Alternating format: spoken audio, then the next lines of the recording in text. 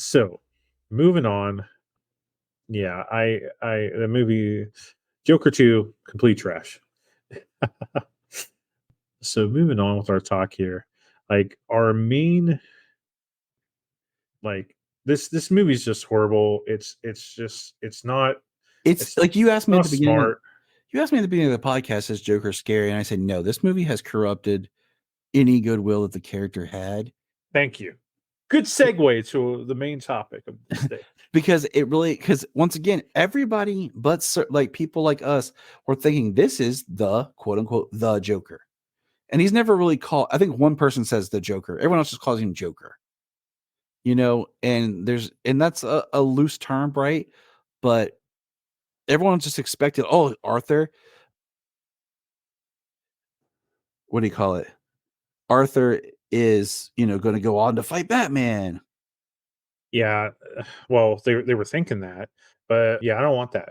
I didn't want it at the end of the first movie. I didn't want it ever at all. But it's just I don't know. I don't know. We're gonna move on. But I think that I will say this. I think that this movie has hurt the Joker so much right now that it's going to be a bit for him to recover in live action. I And we're, really do. I and we're going do to think talk. this is a huge blow to Joker Oh, yeah. overall. I think it's a huge kick to the Joker name and brand, and you're going to have to really win people's trust back with the character. Mm. And I think that's why the Joker should be in the Batman 2, but not as a prominent player.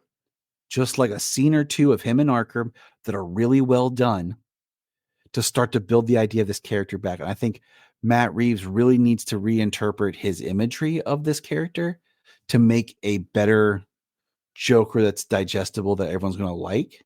I mean, it's lucky enough, like in my head canon, okay, the Joker that we meet in The Batman had recently had his fall in the acid because of how his skin was bubbling and burnt and all this. So it's very easy that when we catch up with him in the Batman 2, which is a few months down the road, that he's starting to heal, like he's being medically treated, like his skin is healing, he's looking better. And we never got a great quick like a really good clear shot of him. So it would be very easy for Reeves to like kind of pull back some of the grotesqueness and be like, okay, we need a Joker we can sell that people are going to get behind this character again. We can't keep doing these takes on the character. We need a more definitive, that's the Joker, ta-da, there he is character. So We sure do. Like, yeah, we need something. So let's look now at the history of the Joker and think of like, so do you think right now that the Joker has lost his mojo? Do you think that he's lost his impact? Do you think he's overused? Like, where are you at right now? I think he's been overused. I think if you would have asked me this question last year, I would have been even more like, yes. But I think in the comics right now, there hasn't been as much Joker. We had him in the main Batman title for like a little bit of like a backstory thing. And then we had, what do you call it? We had, like I said, the Brave and the Bold, I think really brought the Joker he was scary and freaky again. Like just go read, Brian, the first two issues of Batman Brave and the Bold, Dawn of DC. Just go read those first two Did issues. Wade do that? No, Oh, who did that? I don't remember without pulling it up, but like Wade has the Joker appear in his Batman Superman. It's very Oh, playful. that's what he's doing. Wade's doing Batman Superman. But if you go look at what they did in Brave and the Bold, he's creepy and sick and twisted again. Okay. So, but I don't want to overstep anything that you have in your notes here, but if you would have asked me a year ago, I would have been all over like, yes, they have completely saturated this character. And I think that they're starting to peel it back, even in other media, much like, he was teased at the end of the first season of Batman Cape Crusader, which makes it nice that it will probably still be a year before he actually appears on that show. Sure. There hasn't been a lot of any kind of cartoons or animated features or movies or anything recently that had him in it. I'm trying to think. There's no TV series going on, so like, there's no Gotham Knights was canceled, Titans was canceled. So there's no kind of show like that he could appear on in some kind of, or Batwoman, because they tried to do a I, version. I think I'm Um, with you. I think that they're starting to slow down with Joker. yes, They're starting to understand that it's been too much, and that this Fond du Douche has just really made them realize how much they need to, it's just too much. Like let's scale back. So let's talk about the history of the Joker. Let's talk about how he was created, and just go through the years, and let's see if we can come to some agreements, or what we think of when the Joker became too much, when the sure. Joker started losing his mojo. So let's look here. So the Joker was created by Bill Finger and Jerry Robinson. I don't give anything. I don't really give anything to Bob Kane. My man. There, there's a lot of controversy about this. You know, so these are the different takes on it. Bill Finger and I created the. So this is what Bob Kane said. Bill Finger and I created the Joker. Bill was the writer. Jerry Robinson came to me with a playing card of the Joker. That's the way I sum it up. The Joker looks like Conrad Veidt, the actor in The Man Who Laughs, the 1928 movie based on a novel by Victor Hugo. But Finger had a book with a photograph of Conrad Veidt and showed it to me and said, "Here's the Joker." Jerry Robinson had absolutely nothing to do with it, but he'll always say he created it till he dies. He brought in the playing card, which we used for a couple issues for the Joker to use as his playing card. That's it. And Robinson says this. In that first meeting, when I showed him the sketch of the Joker, Bill Finger said it reminded him of Conrad Veidt and The Man Who Laughs. That was the first mention of it. He can be credited, and Bob himself, we all played a role in it. But the concept of the Joker was mine. Bill finished that first script from my outline of the persona and what should happen in the first story. He wrote the script of that, so he really was a co-creator, and Bob and I did the visuals, so Bob was there too. So Kane's saying Jerry wasn't there. So Jerry Robinson was Bob Kane. Bob Kane, Bill Finger, the creator of Batman. He was Bob Kane's 17-year-old assistant, like his assistant artist. And Bob says Jerry had nothing to do with the damn thing. Where Jerry's saying that we all had a hand in it. Jerry's not coming back to say Bob had nothing to do with it. Jerry's saying we all had a hand in it. Bill Finger said this. I got a call from Bob Kane. He had a new villain. When I arrived, he was holding a playing card. Apparently, Jerry Robinson or Bob, I don't recall who, looked at the card and they had an idea for the character, the Joker. Bob made a rough sketch of it. At first, it didn't look much like the Joker today. It Of course. looked more just like a clown because Bob Kane's a freaking joke. But I remembered that Crosset and Dunlap formerly issued very cheap editions of classics by Jean Dumas and Victor Hugo, and the volume I had was A Man Who Laughs. His face had been permanently operated on, so they would always have a perpetual grin, and it looked absolutely weird. I cut the picture out of the book, I gave it to Bob, who drew the profile and gave it a more sinister aspect. Then he worked on the face, made him look like a clown, and which accounted for his white face, red lips, green hair, and that is how the Joker came about. So now I'm going to show you guys what Conrad Veidt looked like in The Man Who Laughs. Look at that. Mm-hmm. That's freaking terrifying. Yep. And to me, that's the dang Joker. like, Yeah. like the Joker should look pretty dang close to that. Looks awesome. I think I still need to see this movie. It's hard to find. I have it digitally, and I don't think what I have has subtitles. Well, it's also a silent film, isn't it? Yeah. Yeah, it's a silent film. It took me a minute to remember that. But so Joker's first appearance was in Batman #1, and he looked something like this. So as you can see, the red lips there, the green hair, kind of like slicked back a little bit. But this right here, the first ever appearance of the Joker, and the kind of card right there. This is it. This is his first appearance, and in the first story of the what? Yeah, I've had that happen too when I've used it on a computer for some reason. It's annoying. Read with free trial. What? It logged you out. It means that probably there was an update or something that happened. I've had that happen too. Gosh darn. Well, I have a lot of pages open, so whatever. It's being ridiculous. It's like, we can't work anymore. But in this first appearance of Joker, in this first story, we see the first story of the Joker. He says that I'm going to kill people by midnight. So right from the get go, he shows how much of a threat he is, and I say that if you don't read this first appearance, that you go and you read this book right here. So this is a retelling by Ed Brubaker and drawn by Doug Mankey, and this right here is phenomenal.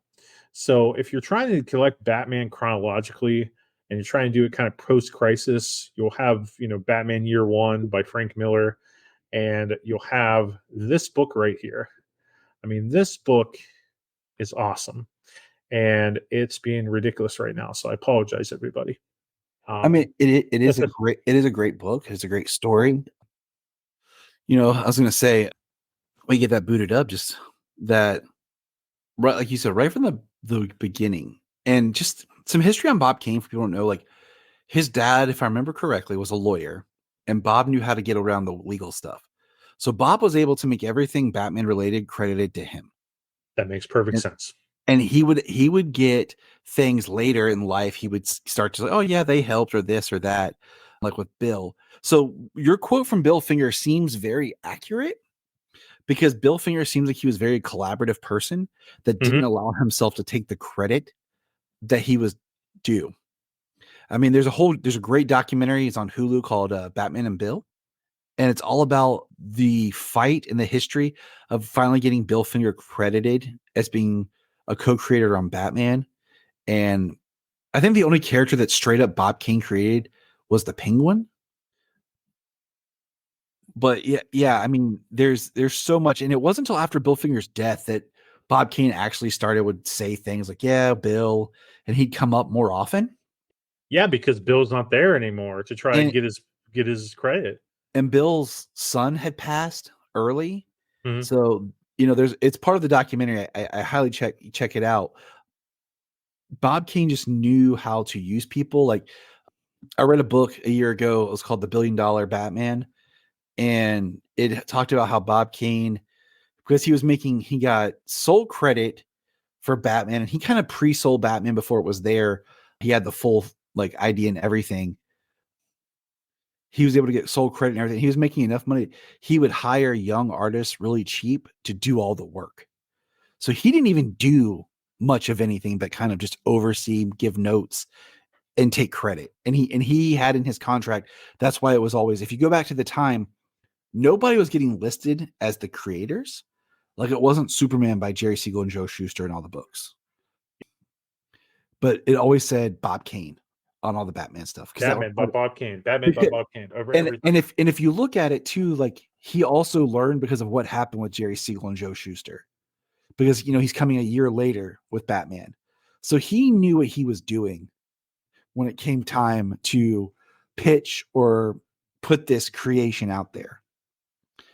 It's a very like I don't want you're not supposed to talk ill of the dead or whatever, but you just can tell that he definitely took advantage of some things and screwed some people over. So No doubt. Absolutely. So when Joker, like the first couple issues of Joker, Joker is this criminal mastermind. Joker is, saying, I'm going to kill people at midnight, and then kills them. He had very much murder tendencies. He was very dark. He was very, how do I say? He was very he was a planner. He was a strategist, Schemer. schemer, and he's in 9 out of the first 12 issues of Batman in those first couple issues. So he was a pretty big deal. I highly recommend you check out Ed Brubaker's The Man Who Laughs graphic novel that I just showed there, because it retells that story, adds more depth to it. You get Gordon's perspective. You get Batman basically thinking that, you know, I thought I would just be dealing with mobsters and gangsters. Now we're getting this whole another level of monster with the Joker, and it's just so good. But according to Mark Waid, one of the greatest writers of all time, he says that Joker turns goofy starting in 1942. The story that where the Joker walks the last mile, which is in Detective Comics 64. So he's saying that just 2 years after his premiere, Joker starts getting goofy. Grant Morrison says that we then have 30 years from 1942 to 1972 where the Joker just starts becoming goofy and starts becoming ridiculous. I think that makes sense. I mean, you look at the comics code, the hate, not the haze code, the stuff by Wertzman and the time frame in which, we're in World War II. Mhm. Like, it kind of makes sense where that you could see the writers and people like changing things as they're putting. It's kind of shocking that it's that early, but I mean, because we definitely know where things get in the 60s, but yeah. No, absolutely. But I mean, there is a big change during the wartime because they wanted to have stories that weren't reflective of the war. And then after the war, like they didn't want to have too many stories that kind of like called back to the thing. So it was a weird time for these type of stories. Yeah, no, absolutely. So in 1951, Bill Finger decides to write a story. They kind of come back to Batman a little bit, Bill Finger, and he decides to come up with a story introducing one of the most iconic parts of the Joker's origin and Joker's story. And it is in Detective Comics 168, which you cannot find on DC Universe for some reason. I know there's certain books, dude. There was Bill Finger wrote a great Superman story I was looking for, and it's not there. It's not there. But however you might find this issue, whether it's in a Joker anniversary book or whatever, this issue right here in Detective Comics 168, Bill Finger introduces the concept that the Joker was once a gangster called the Red Hood. And in this story, basically it says that Joker was the Red Hood, and that's kind of, and then there was a kind of a fight with that, and Batman defeated him. This concept is put into more detail with the Killing Joke in the 80s, 30 something years later, but this is where the concept was first introduced. Do you like the idea that the Joker was the leader of the Red Hood? Do you like Uh, that idea? I mean, I like the idea in the sense of the way they did it in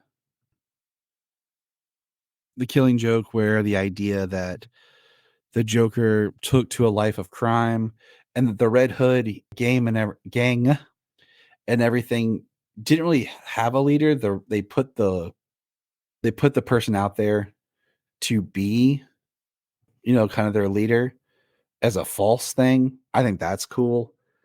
I think that idea is pretty cool. Yep. You know what I'm saying? So, but it is kind of like the idea of him being a low level gangster.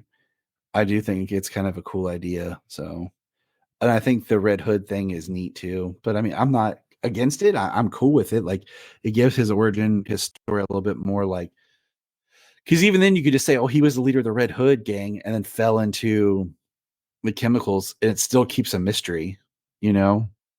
So that, I like the concept of the Red Hood gang, that no one knows who the other people are, and no one knows who the leader is, and there's like sleeper agents or whatever. Like I like that concept. I like how it was done in Zero Year by Scott Snyder. I thought that was done very well. I like that concept. But then I also kind of like the concept where the Red Hood's the fall guy. I like both concepts, Yeah, but yeah. yeah, but starting in the 1950s, kind of like what you hinted at, this is where the comics code kind of starts going into effect and really hurting comics. And the comics code basically was like, comics are evil for children, whatever, the government and, old, whatever parents could attack instead of blaming, other real things. And they started attacking comics. And starting kind of in 1952 and somewhat in Detective Comics 180, they really kind of hurt the Joker a lot here. And we just had this great episode, this great issue with the Red Hood, but now they decide to do this story called Joker's Millions, where Joker thinks he won millions of dollars, and because he's rich, he decides to possibly quit crime. And that story is completely off of DC Universe as well. Just silly stories in the 50s.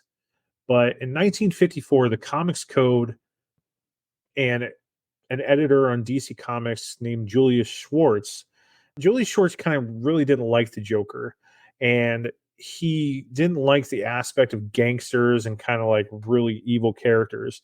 Julius Schwartz helped create the Silver Age of DC Comics in 1954, as he also helped create the Flash.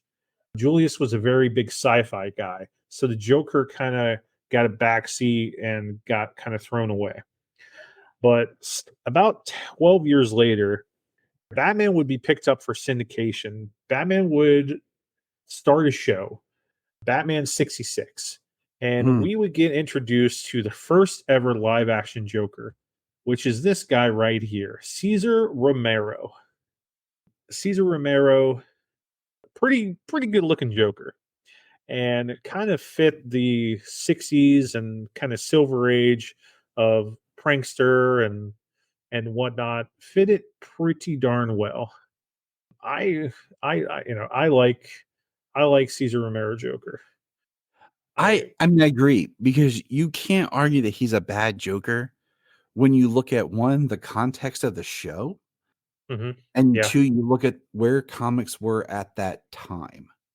It might not be your favorite, which I can understand, but you can't argue that it's not valid and he's not good at what he's doing.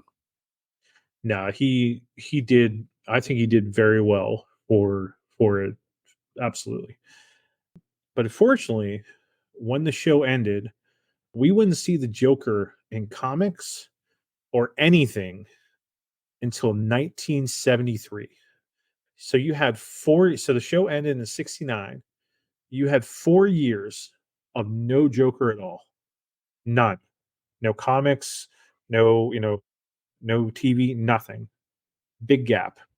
But then around, well, I'm so sorry. In 1968, you also saw the Joker in the Adventures of Batman cartoon. But from 69 to 64, you didn't see anything until a certain group of writers, a writer and artists, the Denny's, if you will, or the Neils, if you will, Neil Adams and Denny O'Neil came at you with this masterpiece of a story right there. And it looked something like this. Look at that beautiful cover. One of the greatest comic covers of all time, hands down. Absolutely. The Joker's five-way revenge, ladies and gentlemen. If you are following this, if you are not watching this on YouTube, highly suggest you check out YouTube for this podcast, as you'll be able to see some of the things we're looking at. But It's a for very those listening, popular image. I mean, even if you walk through like your home gardens or what's it? Why am I blanking? Home Goods, Hobby Lobby, Hobby Lobby, yes. Like this is one of those images they put on stuff to buy to hang up in your house. yeah, it's such a great cover. And in this story, this is where after so many years, after 30 years of the Joker being turned silly, the Joker returns to his homicidal roots. He has 5 people that have crossed him in the past, and he's basically has created a plan to kill these 5 people. Neil Adams also reimages the Joker and gives him a longer jaw, makes him taller and leaner, kind of giving the Joker a more definitive look. And I think it does wonders. I love this look of the Joker. This is one of my favorite looks of the Joker, hands down. And this is where the Joker starts getting better Mhm. for the most part. But then in 1975, they decided to do a really, really interesting decision. And they decided to give the Joker his own comic series, basically because Neil Adams and Denny O'Neil did so well with this story. And they give the Joker his own comic series. And in this would only last about 10 issues. But in this, it has him interacting with other villains. But in the story, he does murder thugs and civilians, but he never fights Batman. The stories were about being basically a better villain than the other villains, like Two Face or Riddler or Penguin. And there's no struggle of good and evil because the comics code mandated that punishment for villains had to happen in every comic. At the end of every issue, the Joker is put in jail. This only lasts for 10 issues. It Yeah. it doesn't last very, very long.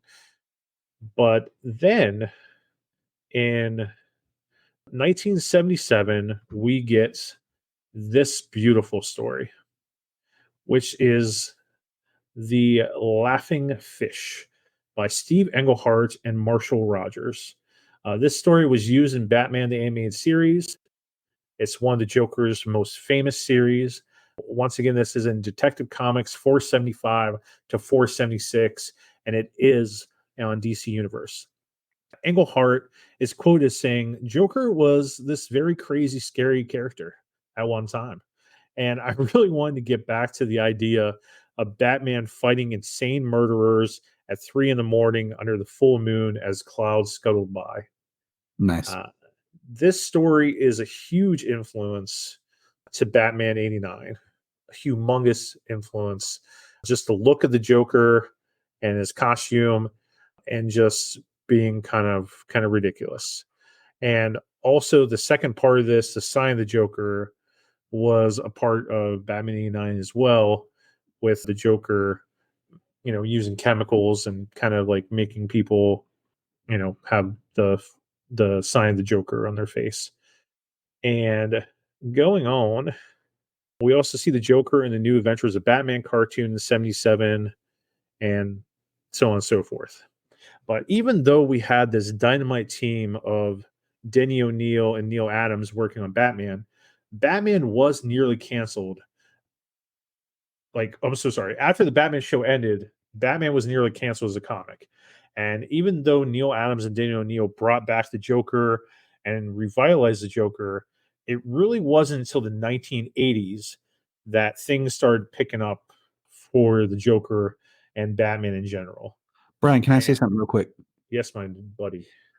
I think this is going to be one of the first times, and we'll see this wave again, where you start to have writers and creators who grew up with comics and grew up with characters who have a different understanding, who want to get that character back to the version they kind of knew, in a sense. Like, if you think about, if you're a kid in the 40s, you grow up, you're in the 70s, and now you're a kid in the 70s, and we're getting into the 80s, like, we start to see, I think, creators being influenced by previous works, but we'll continue.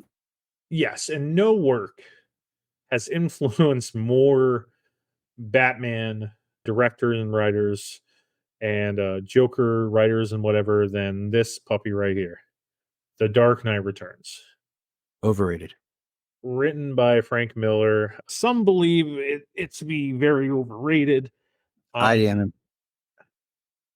I mean, you can do a whole podcast on itself whether Okay, let's do it. this saved Batman. What'd you say? I said, okay, let's do it.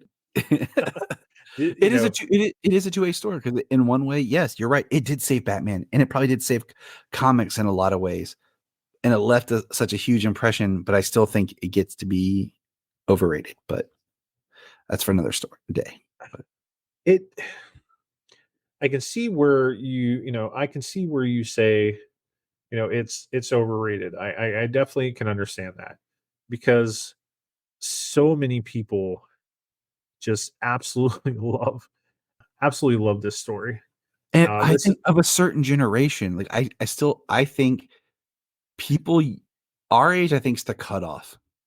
So I think there are people younger than us don't appreciate this book as much as from us and up, because a lot of younger people, even in comics, don't like the type of Batman that was portrayed in The Dark Knight Returns.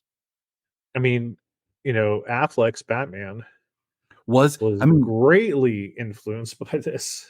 and that's the thing is like Snyder talked about how much he pulled from that. You can see where that's kind of a shift where people like they're not enjoying that Batman, even though it is a comic accurate Batman. And Yeah. I think because the Frank Millerness has worn off, where as a general society, like a general audience, they're not identifying with that type of character. Yeah, like, so are you thinking, or do you feel like the general audience doesn't want this overly violent Batman anymore? Yes, Yeah, it's a I think fine so line, too. and I think we'll hit on it. But like the Nolan films left such a huge impression of who Batman is to a whole generation, because we have, and I'll say we as a culture now, like a lot of people don't read the comics for their version. There are people who are fans of Batman because of the Arkham games. That's their Batman. Yeah. And there are like we grew up where we read comics, but we also enjoyed the animated series. But you have people who don't go to the comics who will only take the Batman that's displayed to them on a TV show, a movie, and video game. Hmm. So you have a whole generation who, to them, Batman is what Christian Bale was. And if you do something different, even if it's comic book sound, that's not the character. Yeah, I mean, this Joker is. I mean, I wanted to reread this before we do this episode because I'm trying to remember everything. But this Joker is very much obsessed with Batman, and Yeah. when Batman comes back, he kind of like reawakens, if you will, that hey, my nemesis is back. And that's a theme in a way that they used in Gotham, the TV series. Yes, And yeah, they definitely do. The Dark Knight Returns will never be made into a live action story. And the reason being is it's been cherry picked by multiple Batman projects. Hmm. They made the animated movie. I think the closest you're going to get to a Dark Knight Returns film. Or Affleck's Batman too. That's what I'm saying. Yeah. Between Affleck's Batman, elements in Nolan's story, and even on Gotham, they cherry picked elements out of it. That a direct Dark Knight Returns is just as a movie. I don't think it would be accepted and welcomed. But Yeah, not anymore. Not anymore. I think you're right. So as the 80s was creating more just crazy stuff, we do see the Joker a little bit in the Super Powers team, Super Friends cartoons. We get the Dark Knight Returns in 86. We get the rise of Frank Miller with Batman Year One, which the Joker is hinted at the end of that. But then we get in 1988, we probably get one of the most defining years of the Joker, where things really, really start getting interesting. And it starts with this story right here, The Killing Joke. Now, Killing Joke, of course, is my background right now. The Killing Joke, basically, it is canon. It's one of the Joker's stories that wasn't always canon, but it is canon officially. you're right. It's an example of an Elseworlds tale being so beloved and brought in that it became canon. And what a story it is. It basically says that the Joker was a failed comedian. Now, keep in mind, the Joker is not a reliable narrator, but it says that the Joker was this. I think he wasn't he like an electrician, or he was an electrician, or he was like and he didn't He want to do it or something. Yeah, he worked at some bland job because he worked at the chemical factory, right? And Oh yeah, yeah, okay, yeah, that's how they gained access is they came to him yeah. to get access into the Mhm. chemical plant. And he kind of wanted to do it, but then like he wanted to do it to kind of like help his family a little bit. And his wife was pregnant, and he was a failed comedian. He sucked, and but then she dies in an electrical accident, and the cops go and tell him that, and then that same time, I know Tyler, I know, and, and at the same time, the gangsters are like, "Hey man, you gave us our word, you're getting us in there, and you're not backing out of it." And they make him do it. They throw the red hood on him, so he's a patsy. Batman arrives, and Joker falls into the vat of acid and becomes what we know him as today. In this story, while we get those flashbacks, we also get the Joker kidnapping and torturing Commissioner Gordon. And after he kidnaps Commissioner Gordon, or before he kidnaps Commissioner Gordon, he shoots Barbara Gordon, at the time Batgirl. He shoots her in the spine. This is redonkulous. Sorry, everybody. But it's just he shoots Barbara Gordon in the spine, and just like one of the most defining acts of the Joker in terms of what he does to Commissioner Gordon, what he does to Barbara. It changes the whole entire Bat mythos for kind of ever. Just having Yeah. him shoot her in the spine, and like a lot of people, some people might overlook this, but I definitely think that he raped her. I will But we say get it is interesting because a lot of times the Joker is not depicted as being a sexual character, but yes, exactly. I think it's important to point out because I think it is implied that she was sexually assaulted by the Joker here, as well as I think Gordon is as well.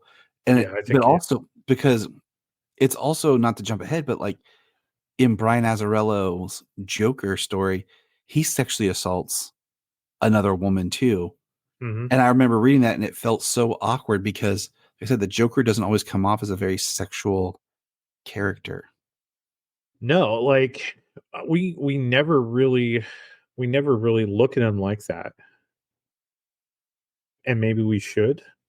Maybe we should kind of see him as pure evil, and part of pure evil is as what a man would do to take advantage of a woman. It's Yeah, it's horrible. I think it was the best thing for Barbara Gordon's character. I love her more as Oracle. I love her more as, this woman that's not going to let this horrible tragedy define her and defeat her. And seeing Barbara rise above it and be such a vital, you know, member of the DC universe. I love Barbara's Oracle. I really do. And in that same year that Barbara, loses her legs and becomes a paraplegic, we get the death of Robin, the death of Jason Todd, and Batman Death in the Family. And we get this iconic image that we're seeing here of Batman holding, the bloody Jason Todd. And we get these iconic covers, with, of course, issue 4 of the story being the most iconic, with the Joker with a monocle. This story is also very controversial because people actually called a hotline to vote in and say that we want to kill Jason Todd, the second Robin. And the Joker kills him with a crowbar, and it adds into also one of the defining moments of Batman's life. He loses Barbara. Well, doesn't lose her, but he loses her as Batgirl. And then we have the death of Jason Todd. Like, that's a crazy year for the Joker. Mm.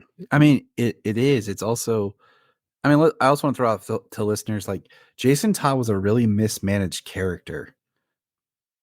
Like they didn't know what to do with him. They basically just kind of cut and pasted Dick Grayson onto him. And it Mhm. wasn't until later that they actually started to make Jason his own character. Yeah, when I mean, we'll begin into it in a bit, but Jason was a carbon copy of Dick. Like, pre-Crisis, his family was even from the circus as well. And then when they did Crisis and post-Crisis, they made him have like red hair, and he was, stealing wheels off the Batmobile. They changed his origin.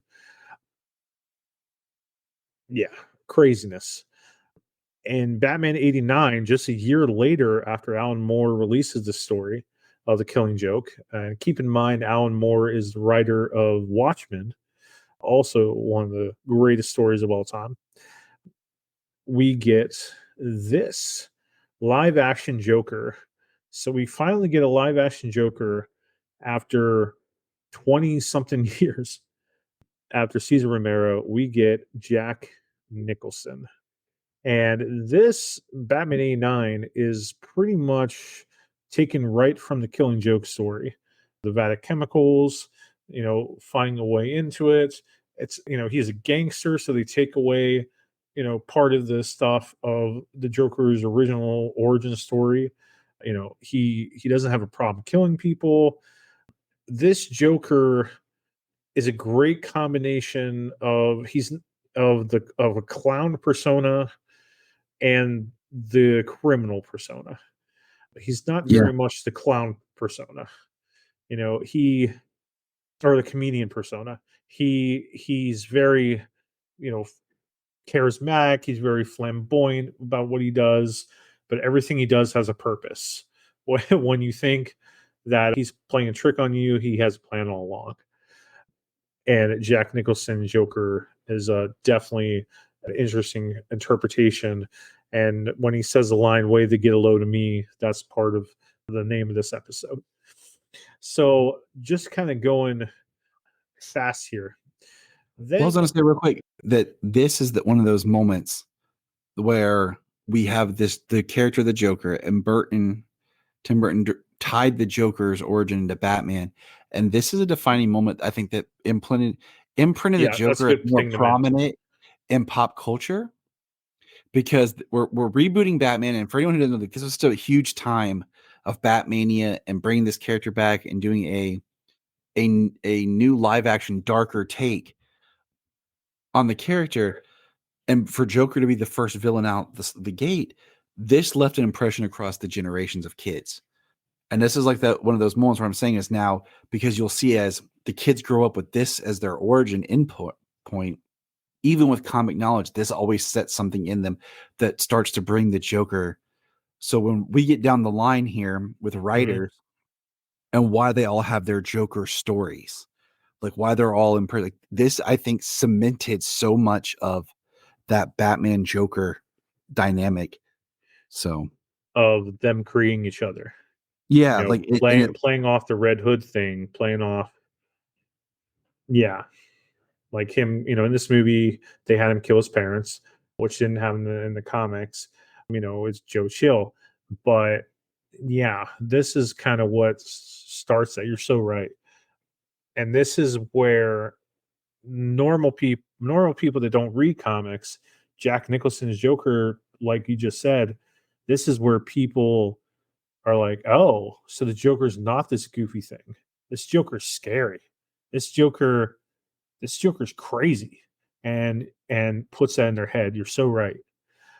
In the midst of this, in 1989, we get this story, and we get Batman: Arkham Asylum, a serious house on serious Earth. And the main thing I want to point about this, the art in this is very, oh, it's trippy. Dave I've McKean's yet to art. I, I've yet to read it because I have this book, Mhm. but the font used for the lettering was so hard to read that I just was like, I'm done. I can't do this. And I've kind of forgot about it in a sense, to go back and read it on the app, being able to blow it up and panel by panel. And I was gonna say, I think what happened, Brian, is your computer like rebooted or logged you out. So every time you go to one of your tabs, you might just try refreshing, because I think it's just gonna kick you out. and Oh, then maybe I have a million tabs open for DC. that's what That's I really mean. what it is. I think if you open one and you refresh it first before you start clicking, it might not say you're logged out. So just a thought, but continue. You're totally right. Right here, you might be able to read it a little bit. Like it's, you get a little bit of easier to read captions somewhat. But I think when we go to, yeah, there we go. Like when we go to the Joker and stuff, like I think, yeah, you can read it a little bit better. But Yeah, I have a first printing of this, and it's very hard to read. Very, very hard to read. Like right here, here's some of the art here of the Joker in this.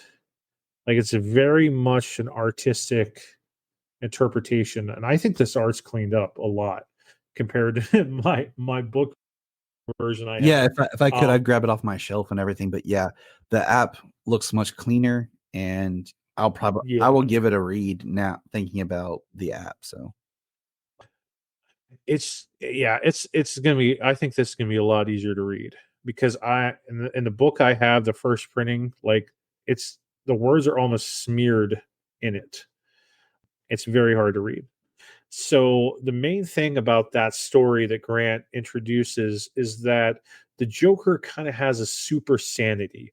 That if the Joker had a superpower, it would be super sanity, in which that every day he creates a new personality, a new persona, and that he basically he just creates a new story for himself every day. And that introduces that concept that he's an unreliable narrator and that he just creates BS every day. So that's a very important book to read. It also does a very great take on Harvey Dent and his relationship with this coin. So highly recommend you check this out. It's not an easy read, but it might be easier to read with the DC Universe app. Then we get after this, we get probably the most definitive Joker of all time. It's argued that this is the Joker, period, and the definitive version, and that of course is Mark Hamill's Joker in Batman the Animated Series, I mean which it's true because it touches on the comedian, the clown, the criminal, all very, and he's playful, but then also terrifying. yes, you don't know what this one's going to do. And even though in Batman the Animated Series they couldn't have the Joker kill, because it's for kids, he's still so terrifying because he wants to kill. He what he wants to do to you. And so in 1992, we get Batman the Animated Series. In 93, we get Mask of the Phantasm. Throughout the 90s, we get various cartoon appearances for Justice League and Superman and so on. He shows up in the comics a little bit with Tim Drake's Robin's origin with a story called Joker's Wild. There's some computer hacking story. He's in Nightfall. He has no real big roles in the 90s because the Joker character was playing off of Batman, the animated series, and basically what Nicholson did. It just kind of plays off that until the end of the 90s, where a, we, we get the Joker probably doing his biggest, sickest thing, which is this. So, this is near the end of the story, No Man's Land. In No Man's Land, basically, Ra's al Ghul put a disease into Gotham, and he also created earthquakes to kind of take over Gotham. This is also where Luther tries to step in and kind of like buy Gotham by fixing it. But while Barbara Gordon got shot, and she's the daughter of Commissioner Gordon's, first wife, Barbara Senior. Gordon eventually marries the woman that he cheated on his first wife with, Sarah Essen, and she's a cop. And this is what happens with Sarah. So the Joker has taken over an orphanage in Gotham in the midst of No Man's Land. So No Man's Land, basically, the gangs have, it's kind of like Arkham City, and or Arkham City is like No Man's Land, where the gangs have taken over different sections of Gotham, and now the Joker hasn't really made a play in this whole story until the end. And the Joker decides to take over an orphanage. And Sarah Essen, Gordon's wife, decides to go deal with it herself. This is probably, I don't think a lot of people know about this part of Joker or know about this story, but this is what happens. So Sarah is on the radio and she shuts it off. Or, she can't get a hold of Gordon. And she hears all these babies crying in this orphanage. So she goes and checks it out. And she goes down the stairs. She's alone. She has no backup. The art in this, I'm not a fan of this art. It's not very good. It's too playful for what the story's trying to convey. Thank you. It's way, yeah, it's too cartoonish. It's too cartoonish for the seriousness of the scene. She goes down the stairs and she hears the Joker say, shh. And the Joker is standing there with the baby in his arms and says, it's okay. You won't feel a thing. I promise. You'll thank Unky Joker. Trust me. You know what I'm talking about most of the time. Life is the biggest joke of all. You're just going to get the punchline sooner. And all these babies are there. And she says, freeze. You're under arrest, Joker. Put the baby down gently. Joker has all these bombs in the room with these babies. He's going to blow up these babies. He's going to kill these kids. She says, put the baby down now. The Joker, very serious on his face. Oh, it's the police. I'd like to report a crime. She tried to shoot me and I dropped the baby. Stop it. I mean it. No, I mean she rushed me and I dropped the baby. Or maybe I just put the gun to the baby's head and killed the baby. Holy crap. That's dark. And he throws the baby to Sarah. She, of course, drops her gun to catch the child so it doesn't have harm. The Joker says, Merry Christmas, puts a gun on Sarah, and blows her brains out over the baby with all those other babies in the room. And then he walks out, and there's Gordon running up and Batman arriving, and he says, I surrender. Wow. Yeah. So I feel like that was like an attempt, like, okay, we need to make the Joker dark, edgy again, and unpredictable. And this is what we're going to do. Like, we need to end the millennium on something so dark for the Joker. Like, yeah, it's just, it's wow. So after that most serious story, so if you're keeping track here, we have Barbara Gordon shot in the spine. We have, Gordon pretty much probably raped by the Joker himself. We got Jason Todd murdered. We got Sarah Essen killed by the Joker. And then as we enter the millennium, the Joker has some like interesting stories. Like we get Emperor Joker, which Joker gets some missile Plitnik's powers and kind of like creates his own universe. It's okay. It's not that great of a story. It's because it's more Superman. It's a Superman story for sure. It's not bad. It's not horrible. It's just not as good as it could have been. Yeah. And then we get the Joker returning for Batman Beyond Return of the Joker and there, and we get the Joker last laugh story, which the concept of it is the Joker is told that he's dying, and he decides to have like the doctors believe if we tell the Joker he's dying, that it'll reform him somehow. But when the Joker finds out that he's not dying, he decides to kind of go crazy. But it's not that great. That's in 2001. The Emperor Joker is in 2000. In 2003, we get Batman Hush, and we get this iconic cover where the Joker, kills supposedly kills Tommy Elliott. The Joker kind of is like drifting away in comics and stuff right now. We get Batman Broken City. We get a whole war with like Riddler and Hush about Joker's wife's murderer and Hush being the better villain.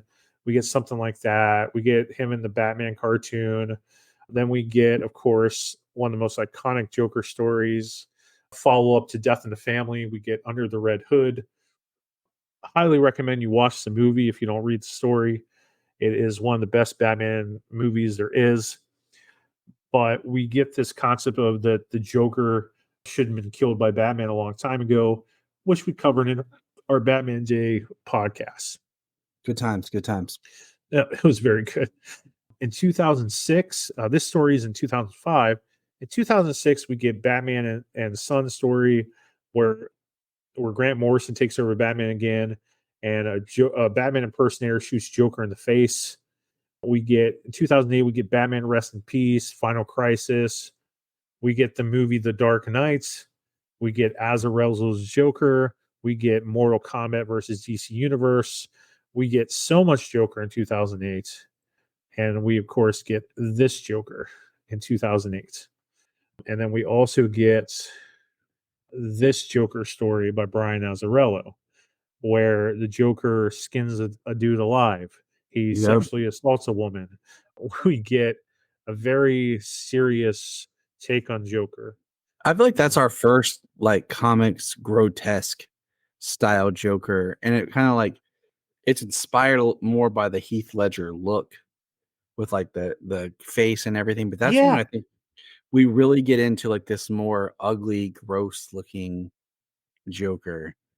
yeah, yeah. I'm totally like, absolutely. In 2009, we get Arkham Asylum game, where you said people like know Joker from Arkham Asylum. We get the Brave and the Bold cartoon. We get Lego Batman. In 2010, we get Under the Red Hood movie. In 2011, we get Young Justice, Arkham City, DC Universe, and we get the Joker getting his face cut off in Detective Comics Volume 1, number 1, which leads to. So when New 52 starts, we get no Joker in comics. We For haven't got 1 year. For 1 year. for one. Well, so from 2009 to 2010, we didn't really have Joker in comics for like 2 years, but he goes away for 1 year exactly. And we get this masterpiece of a story called Batman Death of the Family. And this is probably the most iconic cover right here. This one right here, followed by this one right here of Joker dancing with Batman, kind of like that. But this story can be argued to be probably maybe the best Joker story. And Mm. it its follow up, I've never read the follow up, which is Endgame. Oh, This, which I need it's to.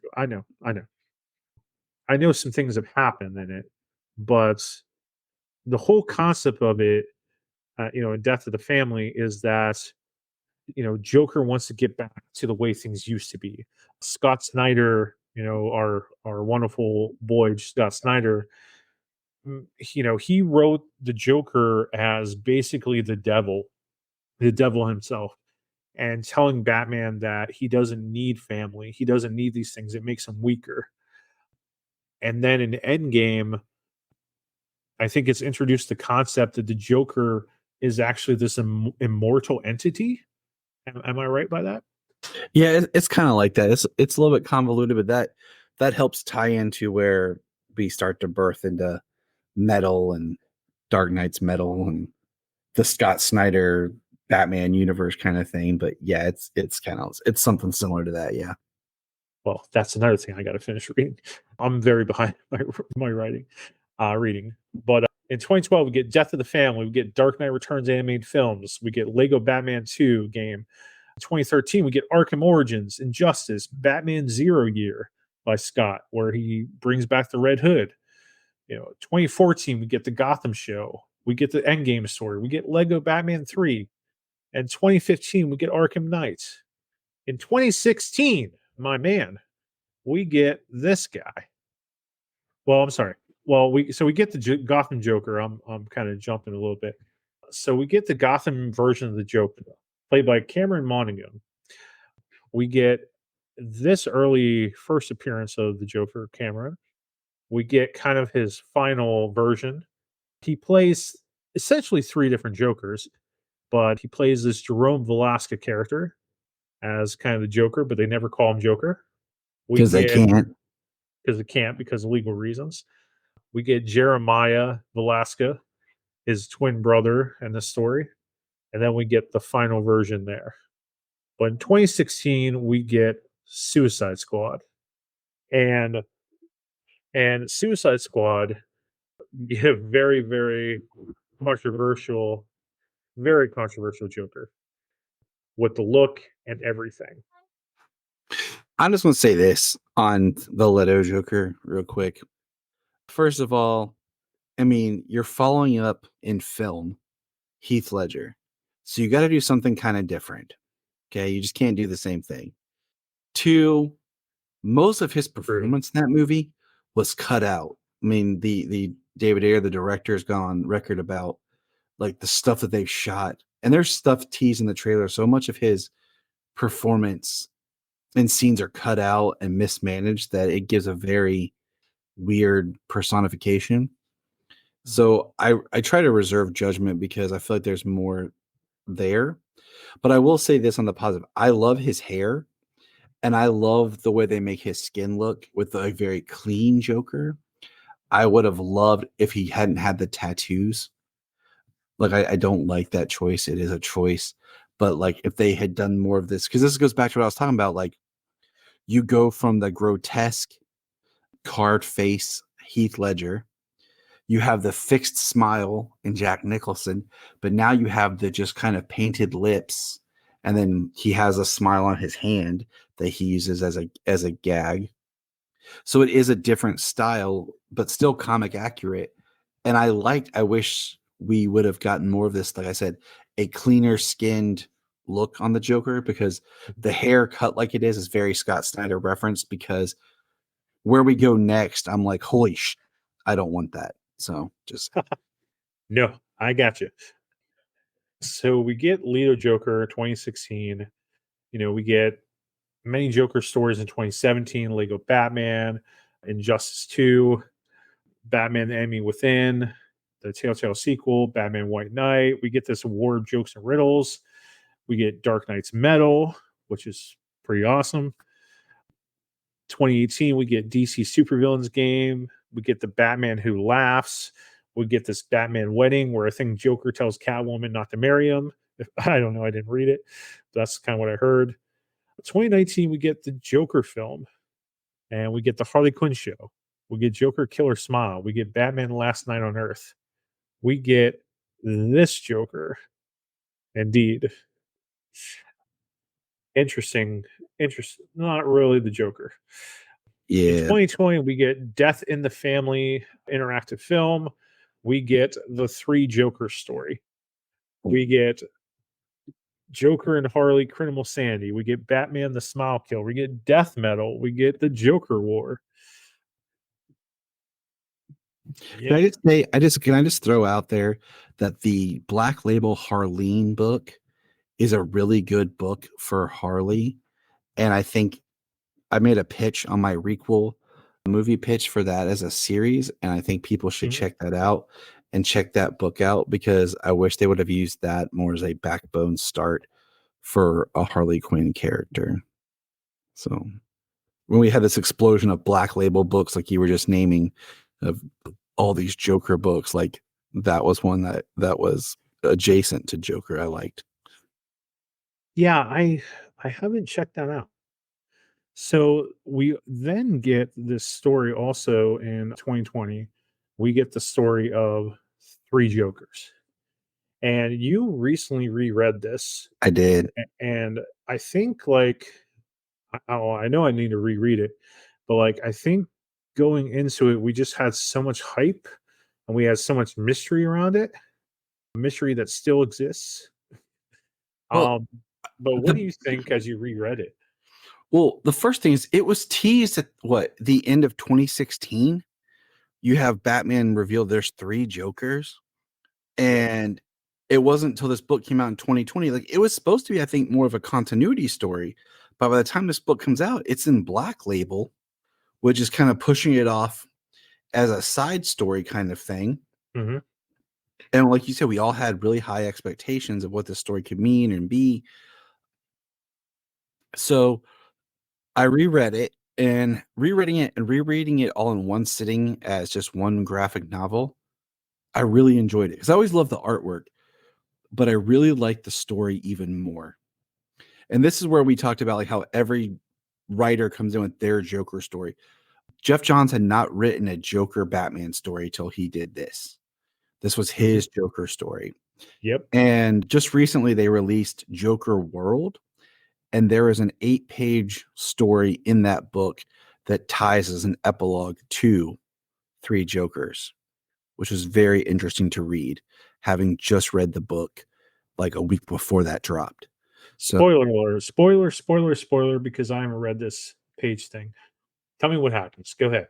Tell everybody what happens. so if you remember at the end of 3 Jokers, Batman says, "I've always known who he is." And the Joker also makes him forgive Joe Chill, Yeah, and says like, "I'm going to be the source of your pain." yeah. And we find out Joker has a son all along. And That's well, the big twist, is it you find out that the police and stuff faked the wife's death in the Killing Joke, because it's spun right out of the origin that was a quote unquote unreliable narrator origin of the Killing Joke, that they faked the wife's death and smuggled the wife with her child away to like Alaska, and she gave birth and she's raising the child, and you have Bruce Wayne standing outside the home, and he's telling Alfred, "I've always known who the Joker is." Okay, that's how the book ends. This 8-page story is the mom and the son are in a diner when the Joker shows up to this diner, and the and the, dude, and the kid stands up to the Joker, and that's all I'm going to say. Like, I would love a whole book story of this, but it's just an 8-page short, and it was, Fabok's back, Jeff Johns is back, so it's the same creative team. It's the first story in that Joker world. Now, they did release a free version for Batman Day, which was only like 4 pages of it, but on the app, the whole story is there.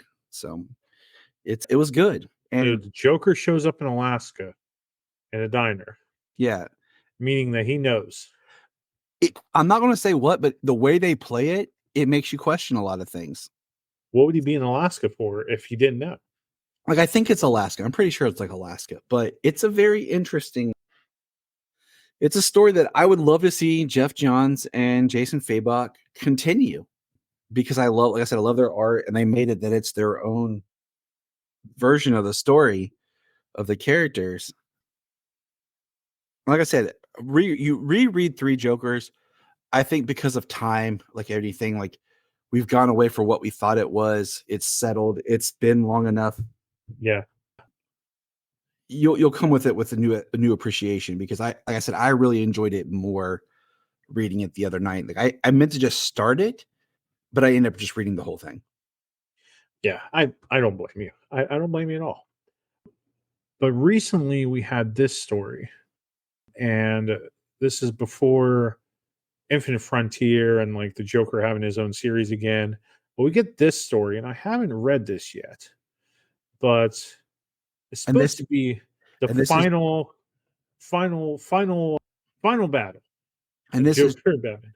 and this is James Tynan's My Joker story, which wasn't that far after, the Scott Snyder stuff. So where it really felt like, and we're getting all this stuff in between.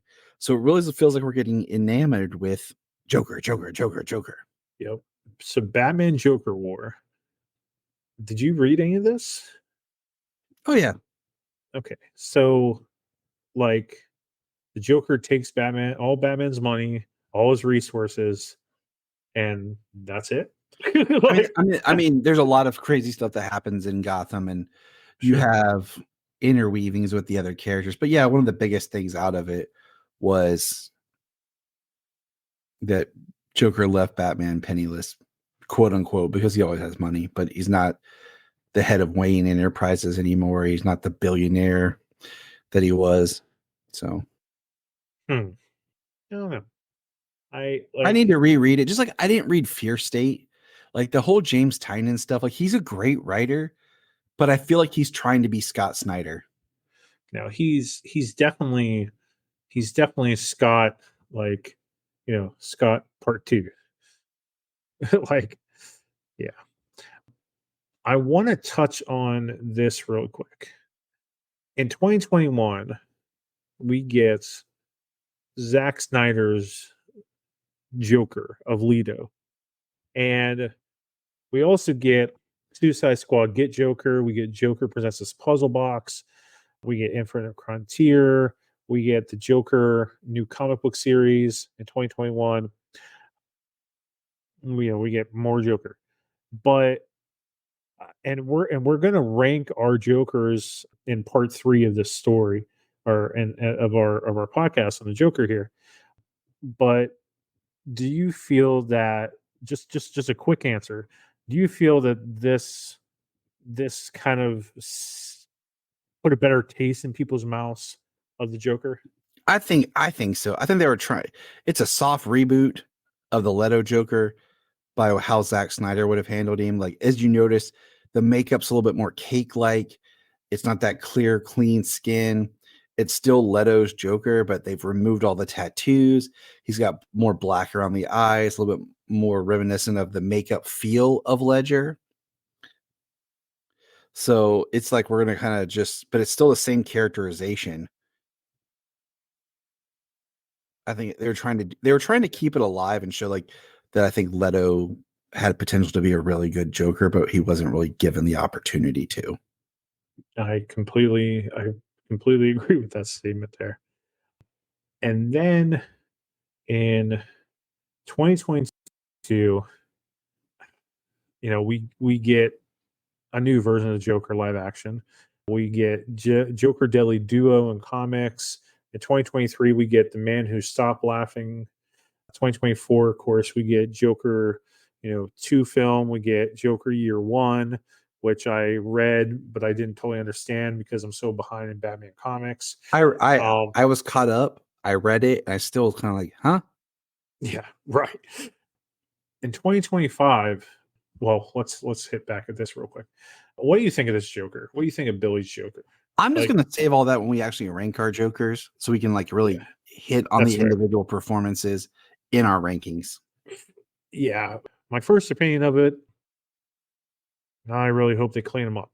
Yeah, That's all I'm gonna say. I said that earlier about like how Yeah. we went more grotesque and coming from Ledger, and then like I said, we were getting into a cleaner look with Leto minus the tattoos, and now we're jumping back to even more of a horrific. I don't want horrific, and we'll talk about that Mhm. more. Absolutely. So next year is 85th anniversary of the Joker.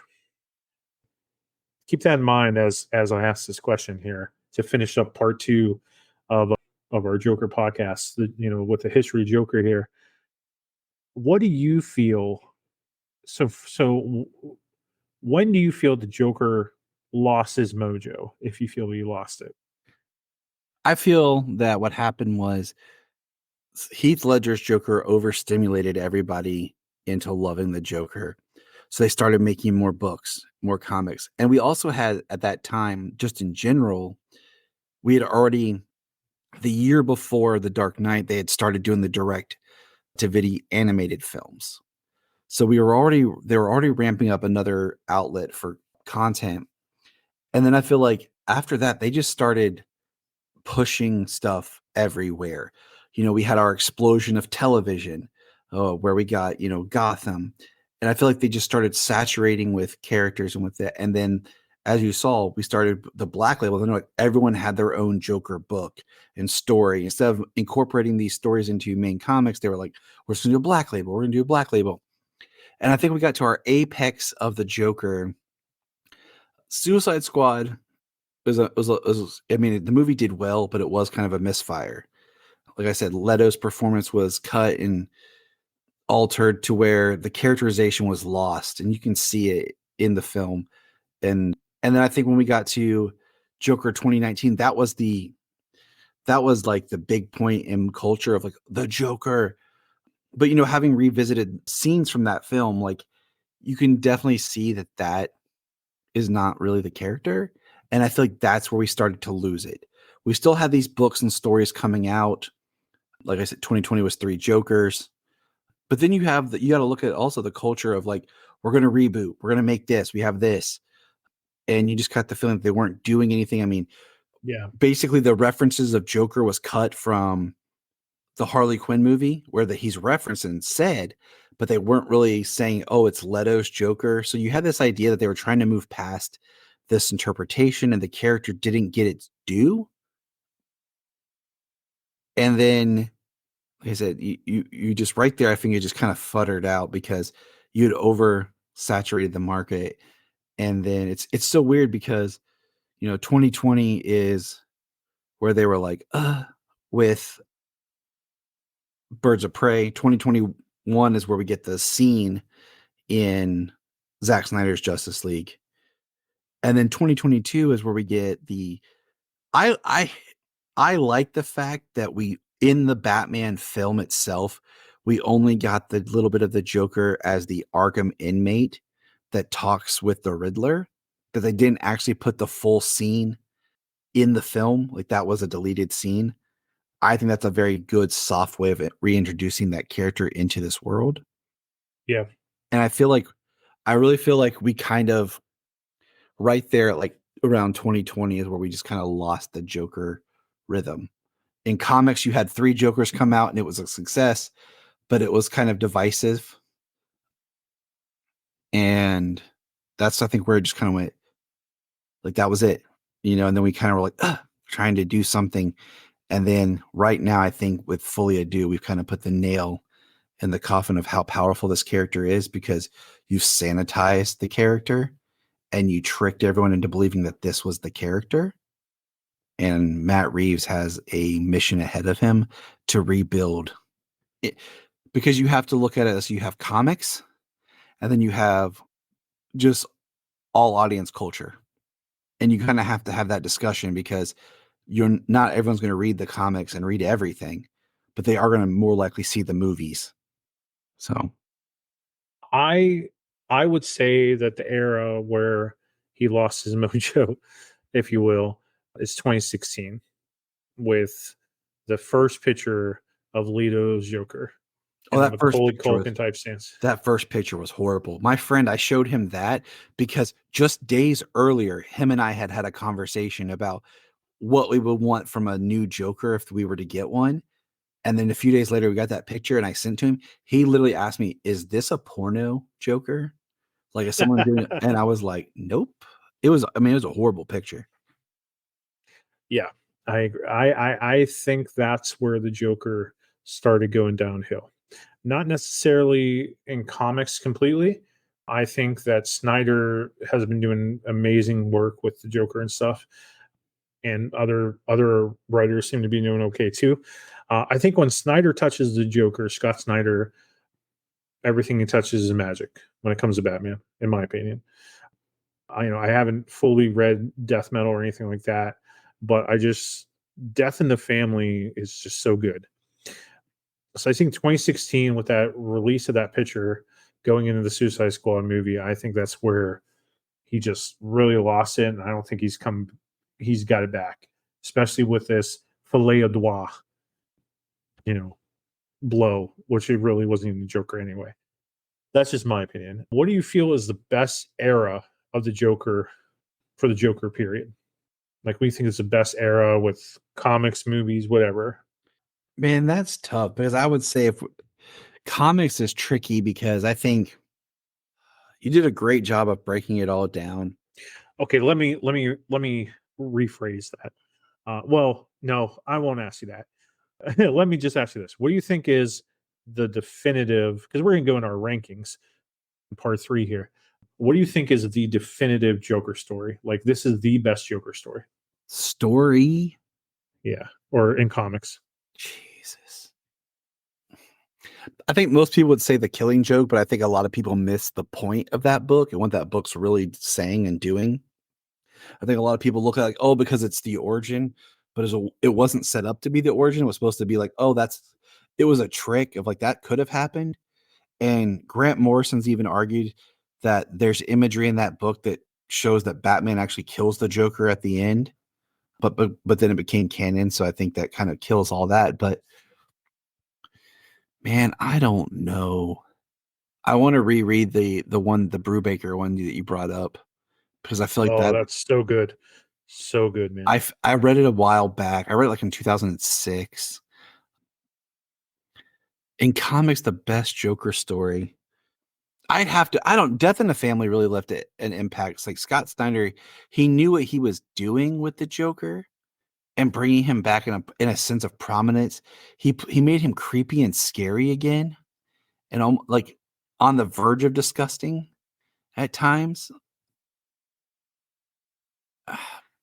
And that I mean that story, you don't get to that story without actually having the history and the relationship between Batman and the Joker. I don't know if I can really say what I think it is because I have to really go back and reread and analyze all of them because That's what I'm doing currently right now. maybe I'll just have to tell you. But I think if I had to pick one right now, I think Death in the Family makes me feel uncomfortable with the Joker, as well as some of the other ones are really great stories. But I loved Three Jokers in a lot of ways. And I think part of it's because of the art. The art is so amazing. But also you have just the dynamic of Three Jokers and how they infected Jason Todd, Batman, and Barbara, and how it was kind of like each one of them was impacted by one of the three and what that meant. So there's parallels in that one. And like I said, that one's a little bit more fresh in my brain, having just reread it. But if you said era period, I think the Joker hit and why he became prominent is because you have 89, 90, 91, 92, this 4-year period of from Batman 89 with Nicholson to the animated series with Mark Hamill's Joker.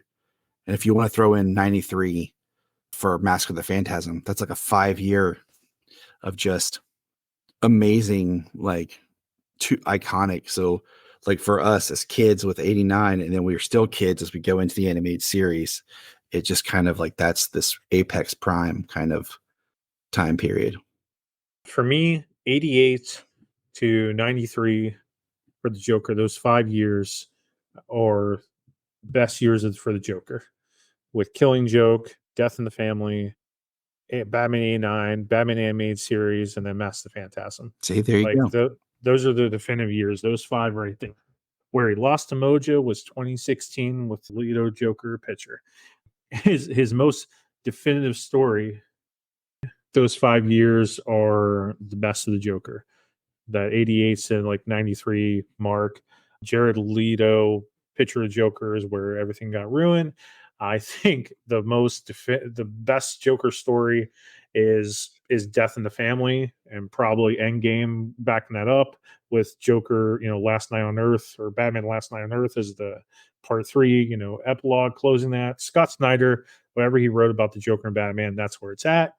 But if I were to give somebody one Joker story for them to read, I would give them The Man Who Laughs by Brubaker Yeah, I think because after we record, I'm gonna go reread that.